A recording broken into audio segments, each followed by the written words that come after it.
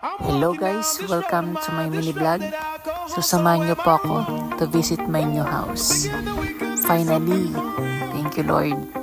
After 1 year, ito na, nakikita ko na yung pinaghihirapan, pinag-iintay ng matagal. So welcome to my new house. Tara, samahan niyo ako guys. So ayun guys, ito na po, tinutur na tayo ni agent papunta po doon sa site ng Pasinaya Homes. Oh my god, I'm so excited. Ayan, so ito pa lang po yung daan papunta po dyan, papasok sa village. Actually tatlong village po yan, Pagsibol Village, Pagsikat Place, and then Pasinaya Homes Village po, which is doon ako sa Pasinaya Homes. Doon ako kumuha ng unit ko. Ayan. So, ayan pa lang po guys. Yung ginagawa pa lang siya. Under construction pa lang siya. Way back last year. Ayan. So, ang saya lang kasi nga nakikita mo na unti-unti nang nabubuo yung pinaka-iintay mong bahay. Soon na dyan ka natitira sa sarili mong bahay. So, pinagpaguran. Ayan po guys. Ayan. Under construction pa yan last year. Yung binisit po namin siya. Tinignan namin siya. Very type pa siya dati. Ayan. Ito yung And ito naman yung way. Ayan. Yung way po yan. Yan magiging pinaka main gate po yan sa harap. Ayan. Start na po kami ng turnover on December. Ayan po. And then, I'm so excited na unti-unti nang nagkakatotoo ang pangarap. Thank you Lord. Marami na pong Ayan. So yan po yun.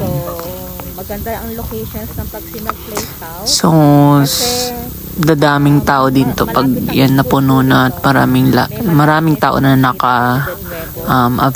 5 minutes walking distance lang mula sa Magiging matao din dito. So, ayun na po siya. Ano? So, by April 2024, 100%. Gawa na lahat. So much excited. Ang saya lang. Ayan. Dito is So, tinutur lang kami ni agent kung ano yung mga possible na gawin dyan. And then guys, ito po, ayan, yung actual, yung model ng house ng Pasinaya. Yun yung model ng Pasinaya. Ito po yung marami pong tao dito nagtitingin. Corner lot kasi po, yung sa gitna. Yan, dito po yan sa model po yan ng Pasinaya. So far, madaming tao po yun that time. Ang daming gustong mag-avail, madaming nag-i-inquire na isa din silang kukuha ng unit. And then guys, ito na po yung way, and this is the time para puntahan na po yung unit. So, eto na po ang pinakakiintay kasi tapos na, turnover na po ng unit ko po. Okay, sa Pasinaya. So, ito po yung way para papunta po doon sa unit po namin. Ayan, sumakay lang po ako ng tricycle. So, yung tricycle, pag mag-hindi ka ng kasama, it's 30 pesos papaloob po yan. So, ito yung way po. Bali shortcut po ng way to. Kasi yung pinaka main road po papunta po sa village, hindi pa siya ginagawa. Under construction pa po. Hindi pa spalto po yung daan. Medyo lubak pa po. Kaya dito muna kami siya shortcut. So, medyo maulan po nung papasok po dyan ng araw na yan. Pupunta po ako sa unit ko po. So excited. Makikita nyo na yung bahay ko guys. Ayan, so andito na po tayo sa pinaka main gate po ng Pasinaya Homes. Ayan po, Ayan po yung paligid. Ayan po yung Pasinaya Homes. Ito po yung gate. Bago pumunta sa gate, kailangan mag-log in muna sa guard. Ayan. And now, we're here na in my unit. Ayan, guys. Ayan. So, is excited. So, pinapakita ko po kasi, ito po yung unit po na possible na pwedeng pag nag-extend po siya, simula po doon, tinuturo ko po doon hanggang dyan, pwede po siyang extend. So, ito po yung color ng unit ko po. It's color green. Ayan. So, makulay po yung Pasinaya Homes. Ayan. Ayan po. So, yung harap po niyan, it's daycare center. And then, ginagawa po doon is yung clubhouse one. Kaya, tapat lang po namin yung daycare. And then, ito po, dito na tayo sa loob. Ayan, ganyan po yung lababo po niya. Tapos, ito po sa likod po niya, pwede po yung extend.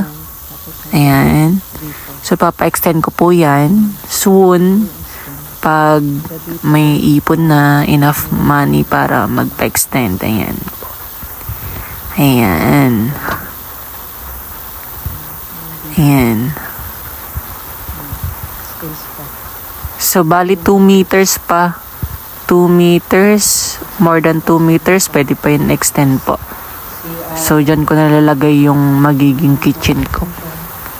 Then, sa CR, all goods naman yung CR nila. Ayan. So, kompleto. May lababo na po siya. May shower. And then, ayan. So, kunting paayos na lang po siya. Very bare type pa po siya. So, kailangan natin mag-ipon muna pang paayos, pang finishing, pang kisame, pang... Ayan, so mag-iipon tayo ng pang kisame, pang division, pang tiles, lahat. Pag-iipunan po yan. So, ayan po yung loob po niyan. Yung actual turnover po niyan. Very bare type pa lang po siya. Ayan po yung bahay. Super cute. Ayan yung CR po. Ayan. Then, this is the back area. Ayan na pwedeng i-extend po siya. Ayan, pang gusto mong lumawak pa yung kitchen or magtayo ka ng other kwarto para maging 3 bedroom sa taas. Ito yung sala. Yun yung stairs. Pakyat. Ayan, that is provision for 2 bedrooms po siya. Ayan. Ayan. Okay, so marami pa siyang gagawin. So, marami pa siyang aayusin. So, ayan po. I will update na lang guys. Kung once na nagpaayos na ako, nagpagawa na ako, at pag naayos na natin, at super kumanda na yung unit, i-update ko kayo guys. So far, yan pa lang po yung may papakita ko sa inyo guys. Yung turnover po ng bahay ko. Thank you so much guys. Then, next, I will update nyo po pag once na naging okay na yung bahay ko po. So, ayan. So, marami pa siyang ipapaayos, ipapagawa. Kailangan muna nating magsipag, doble ng pagsisipag, pagtitipid, para makapagpaayos na tayo ng bahay. Ayan. So, I can't wait to see yung talagang asing gawa na siya, ayos na siya. Ayan po yung bahay, sa harap po niya, loob po niya. Ayan, so don't worry guys, I will update you po sa magiging sunod na kabanata po na maayos ng bahay. So guys, I hope you like it guys. So, don't forget to subscribe in my YouTube channel. So thank you guys for watching. Thank you and see you in our next mini vlogs. Thank you guys. I love you all. Bye bye.